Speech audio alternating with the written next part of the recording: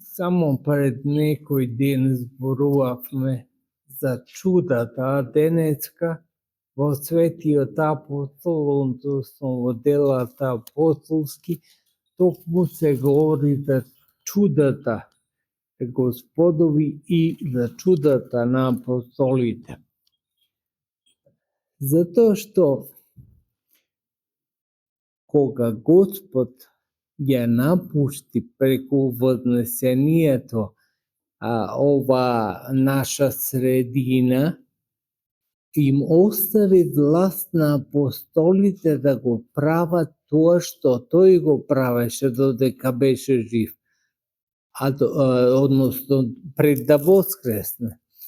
А тоа што најважно го правеше, ни покажа дека има власт на природата.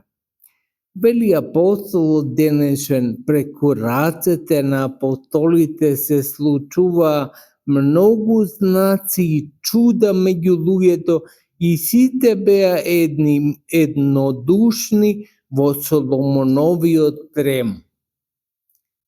Што значи еднодушноста Господ ни ја покажува дека е владетел на се што постои. А преку чудата го кажуваат овде, ако нема чуда во овој свет, ние си мислиме дека најголемо нешто е овој свет. Толку е чудоневидувачки, што не може во суштина да се објасни. Еве колку илјадници години ние не можеме еден свет створен од Бога да го објасниме, а камоли да го доживееме Бога преку, односно преку толкување на овој свет. И затоа ни се потребни чуда. А чудата во суштина и на сите им е јасно во главном и што не се многу запознати за тоа, дека се случуваат ретко. Чудата се како нешто вонредно што се случува во околината во која ние живееме. Ама такви чуда кога ќе постанат чести и кога еден човек може да го направи чудото во името Господово, тогаш ја засилува верата кај сите нас. А Соломоновиот трем во суштина е она денес џамијата Ал-Акса, за која сте слушале и која сака да срушат, велат израелците, за тука да го подигнат повторно овој Соломонов храм, каде се собирале и апостолите. Во тремот се собирале. Тоа е онај зидот на плачот во кој денеска се собираат евреите и кажуваат молитва, меѓутоа тоа е само еден зид од Соломоновиот храм. Во тој трем на Соломоновиот храм се собирале апостолите и таму ја објавувале верата христијанска. Од остатоците пак никој не се осмелуваше да им се, од останатите пак никој не се осмелуваше да им се придружи, а сепак народот ги возвеличуваше. И мноштвото на мажи и жени што веруваа во Господа се повеќе се зголемуваше, така што по улиците изнесуваа болни и ги полагаа на постели и носилата кога ќе помине Петар, барем неговата сенка да остане на некого од нив. Можете да замислите таа вера не да го допре. Лекарите денеска, па дури надри лекарите неколку го допираат за да го исцелат. А овде само сенката да падне од Петар на болниот. Тоа е вера која во суштина не е вера во Петар, дека Петар има таква сенка која лечи. туку вера во Господа, дека Петар наследил од Господа тој да го прави тоа што Господ го правил додека беше на земјата. Таква вера и денеска и постои некогаш помешана со суеверие, некогаш права вера. Се гледале веројатно пред големиот ход, кој уште не е случен сега на литургијата, кога свештениците поминуваат со путирот и со дискосот, народот фрла не само цвеќиња, туку фрла и одредена облика, токму од оде инспирирано. Сенката од свештениците, кои се наследници на апостол Петар, да помине врз нив. Тие што помина и сенката. Сенката е врзана за нас. Некогаш е поисправена, некогаш полегната, ама сенката минува. Штом сенката ги осени работите кои ги фрламе, дури ако сте видели мали деца стават легнати да бидат да ги прескокне, тоа не е добра пракса, не ја одобрувам таа пракса, зашто тоа е еден свечен чин во кој свештеникот ги носи дискурсот и путирот, и ако има живо дете и да мрдне малку, може да го сопне свештеникот и да направи голема штета. Затоа е потребно, ако има цвеќиња или ако и сака некој дел од облеката да фрли, нека фрли, и тоа не смета пригодно, тоа се прави при големиот вход.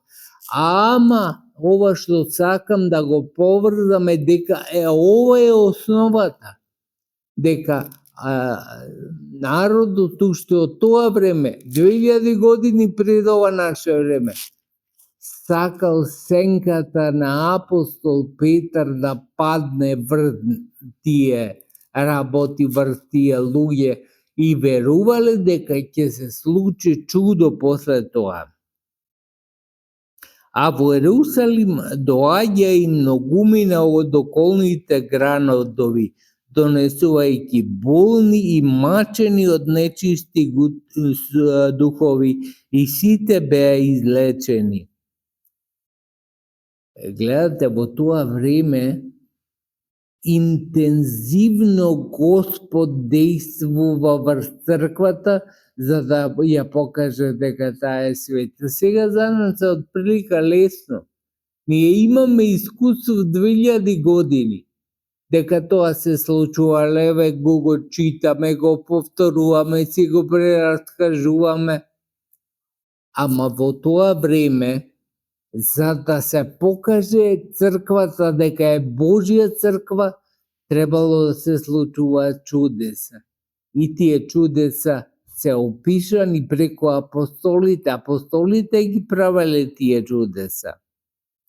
Тогаш првосвештеникот и сите што беа со него приврзеници на садукеите стана и исполнети со завист. Ги ставија своите раце на апостолите и ги фрлија во јавниот затвор. Ова е индикативно. Исполнети беа со завист, затоа што тие не можеа тоа да го прават. Народ не се собираше околу нив и нивната сенка да падне на болните. И што направија? Завидливи како и секогаш. Не од тоа време и претходно, а и сега истото е потполно. Завидливиот човек сака да го тргне оној кој е причина за неговата завист. Затоа што мисли дека полесно ќе живее, дека нему ќе му се обрне повеќе внимание. И тоа го правиат тоа ден завидливите луѓе. Ги фрлаат во затвор, ги ставаат во затвор оние на кои не им се нити до колена. Не може да стигнат да ги победат со некоја друга способност, ги победуваат со тоа што ги тргнат од јавната сцена. а да го тргнеш нека годијаната сцена, значи во затвор да го ставиш. Ете, тоа им го направија на апостолите. Ама, но во текот на ноќта, ангел Господов ја отвори вратата од затворот и откако ги изнесе им рече: одете, застанете во храмот и кажувајте му на народот сите зборови за овој живот. Можете да мислите какво храбрување, не е само срамота за тие што ги затворија, туку храбрување за апостолите кои беа затворени. Да мислете сега од затвор да се отворат вратите. Да се отворат вратите и со други зборови, само каде што за апостолите има да излезете. Не сте вие за тука. Тоа е голема подкрепа за делото кое го вршат апостолите. Ама во суштина подкрепа и за она што го слуша народот и го гледа народот и го прави за да бидат сите еднодушни во Господа Исуса Христа.